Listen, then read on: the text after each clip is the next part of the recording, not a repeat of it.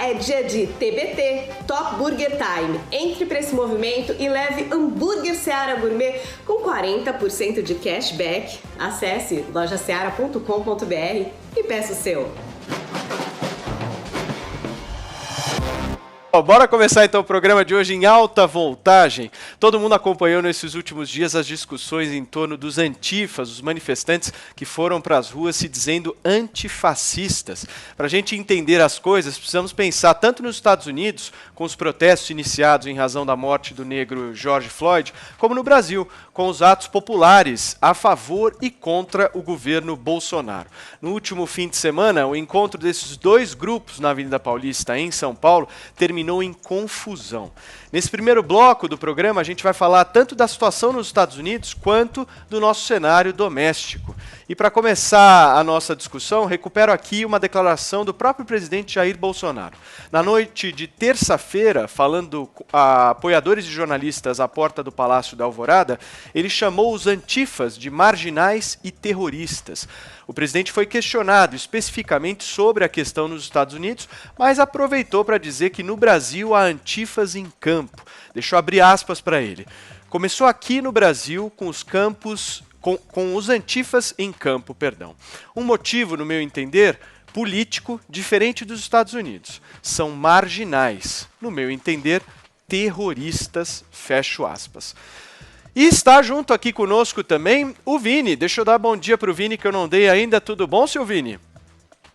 Fala, Paulo, tudo bem? Abraço, bom dia aí a todos, ao Zé Maria, a Drilis, Paulinha, ao senador que nós vamos entrevistar daqui a pouco também. Bom dia a todos aí.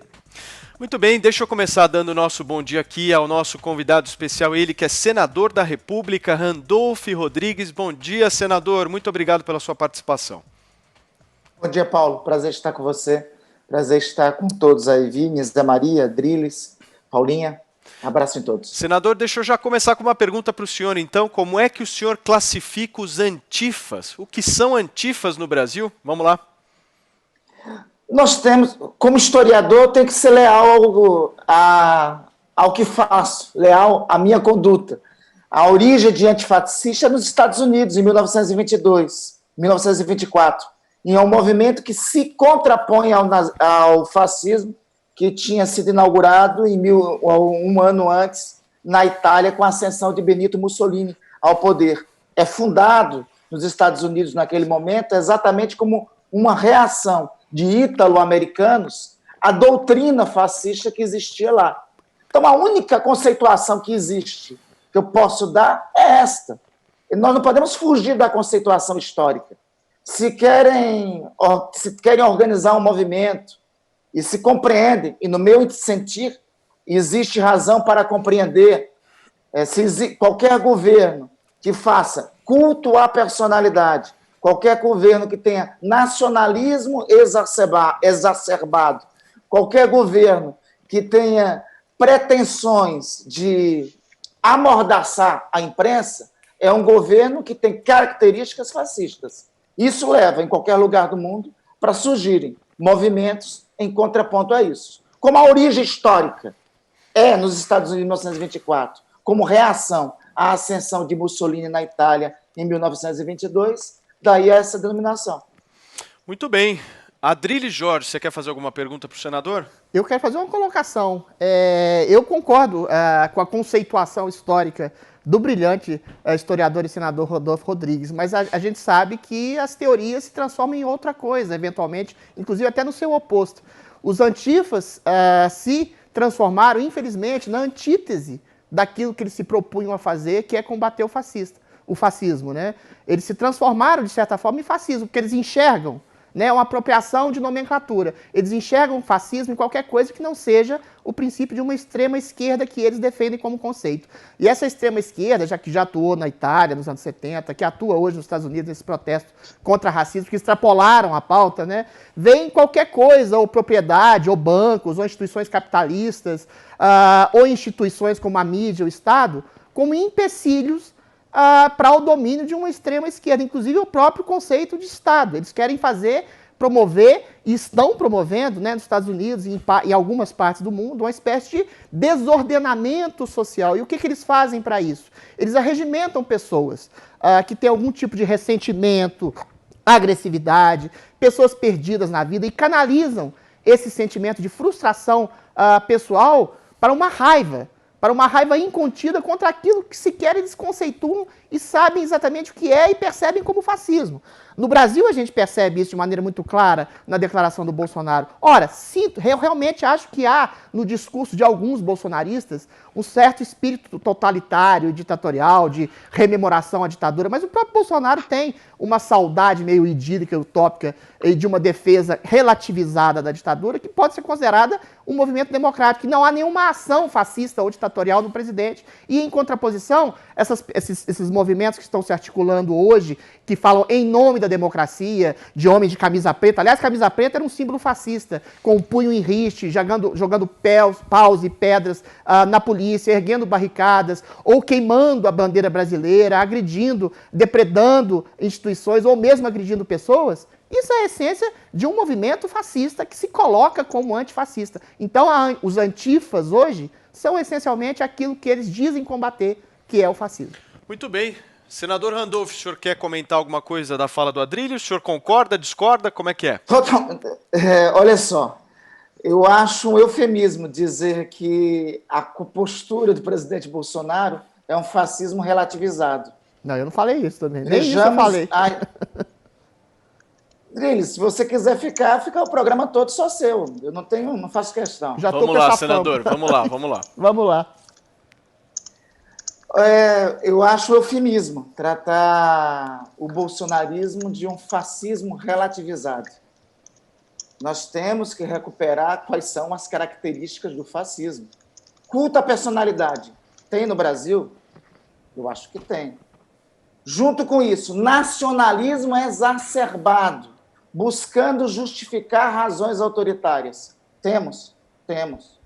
Desrespeito às pilastras do Estado liberal, do Estado democrático de direito, que tem origem no liberalismo. Temos. Ora, manifestações anti-Congresso, anti-Supremo Tribunal Federal. Basta, com palavrão no contexto, direcionado ao Supremo Tribunal Federal, dizer que não vai cumprir decisão judicial. O que é isso? Além dessas características, ataque à imprensa, ataque aos meios de comunicação, todos. Nós temos aqui colegas jornalistas. Zé Maria, meu querido Zé Maria, trabalha em Brasília. Zé, quantos colegas seus já não foram agredidos pelo presidente Bolsonaro ou não foram ofendidos? O que falar de Patrícia Campos Melo, Vera Magalhães, o que falar de Mônica Bergamo? Para não irmos longe, uma colega de vocês daqui da Jovem Pan, que vocês devem ter profundo respeito a ela, Thaís Oyama. Além disso, ataque a minorias. O que nós temos no governo Bolsonaro é eleger um inimigo e dizer que os males de todos os problemas, o responsável por todos os males é esse inimigo. Foi assim com os judeus, era assim com os comunistas, tanto por parte do movimento fascista quanto do movimento nazista. É isso. Ok, senador. Senador, só um minuto, Adriles, eu vou ter que passar a palavra para o qualquer ideologia totalitária deve ser refutada, seja ela qual for.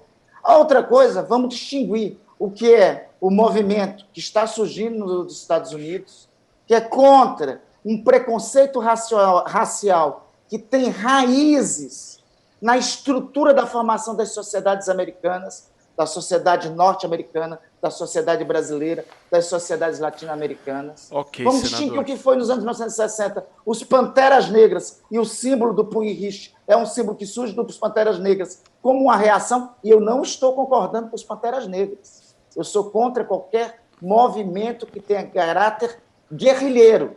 Okay. Eu sou favorável a qualquer movimento que busca, dentro da livre manifestação e das regras do jogo democrático, mudar o sistema.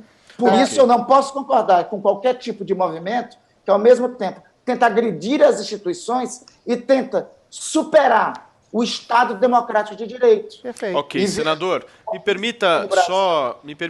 apoia o presidente Bolsonaro, buscam isso. Ok. Senador, me permita só agora colocar na nossa conversa aqui, no nosso debate, o Zé Maria, que o senhor mesmo citou, fazer uma pergunta para o Zé. Zé, como é que o presidente Bolsonaro está avaliando essas possíveis manifestações? E se você quiser fazer uma pergunta ao senador Randolph também, fica à vontade, Zé.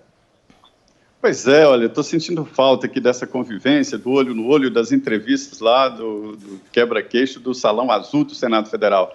Senador, enquanto o senhor falava aí das características do fascismo, eu compreendi direitinho aí, me lembrei do governo Lula, que é aquele nacionalismo exacerbado do eu contra eles, né, de agressão também à imprensa, tentativa de aumentar poderes, e houve, inclusive, o senhor sabe, uma tentativa de aprovar uma emenda para possibilitar a reeleição, mais uma vez. Então, são características muito fortes do governo Lula, inclusive uma tentativa de fazer o controle social da mídia. Então, são várias características.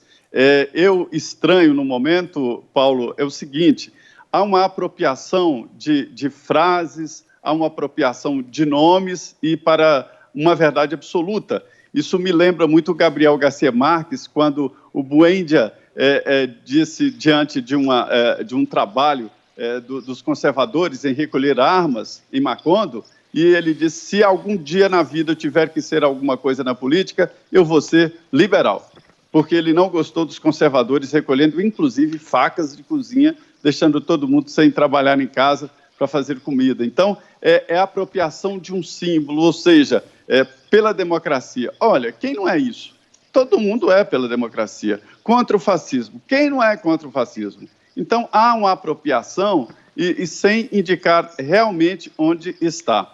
É evidente que o senhor não é favorável ao fascismo, eu não sou, o governo Bolsonaro não é, o governo Lula também não é favorável. Só um minuto, senador, só um minuto, eu já passo a palavra para o senhor. Vamos lá, Zé. Então, assim, ninguém é favorável ao fascismo, ninguém é contra a democracia, mas existem movimentos que dão a impressão de que quem não entra neste movimento é contra. Eu queria exatamente deixar para o senhor comentar esta apropriação que eu considero indevida desses símbolos e dessas palavras, né? Ok, vamos lá, senador, vou pedir para o senhor ser bem breve, por favor. Zé, nem ao fascismo, nem ao bolsonarismo, muito bem ao lulismo. Eu não considero que salvadores da pátria melhorarão a nação, seja qual for. Agora, vamos fazer a separação. Eu quero chamar você como meu testemunho. Você me acompanhou em Brasília quando lá cheguei, quando fui eleito a primeira vez em 2010. Fui oposição ao governo petista naquele momento. E assim, fui oposição ao governo petista, apoiei a Operação Lava Jato. Aliás, quando alguns aliados do presidente Bolsonaro de hoje, como o Centrão, estavam contra a Operação Lava Jato, eu estava lá, apoiando a operação. E agora, vamos testemunhar uma coisa. O próprio presidente, ex-presidente Lula, refutou a possibilidade de terceiro mandato, né, em 2010. Refutou a possibilidade de mudar a Constituição para isso, que eu acharia uma ofensa. Aliás, uma outra característica que deve ser refutável é esse tipo de tentar cooptar as instituições por dentro e impedir a liberdade de imprensa, que é o que acontece na Venezuela. Né? Assim, culto à personalidade existem em modelos à extrema-direita e existem em modelos à extrema-esquerda. Está aí, por exemplo, o stalinismo. Né? Ok. Adriles, em 20 segundos, claro, que eu não, realmente 10 preciso segundos. seguir aqui. É só uma manifestação simples. A crítica ao Supremo, a crítica ao Legislativo, ou mesmo a crítica à própria imprensa, ao contrário do que o senhor diz, eu acho que é sinal de uma maturidade democrática. Em nenhum momento o governo Bolsonaro quis derrubar o Supremo, ou derrubar o Legislativo, ou mesmo cercear os poderes da imprensa. Essa crítica a essas vozes que sempre foram hegemônicas no Brasil, e sempre houve crítica ao Executivo, mas nunca houve uma crítica ao Supremo Tribunal Federal, a voz da imprensa e a voz do Legislativo é o sinal de uma maturidade, de uma cidadania mais aprimorada do povo brasileiro, que enxerga nesses poderes aquilo que eles são, poderes que podem e devem ser criticados.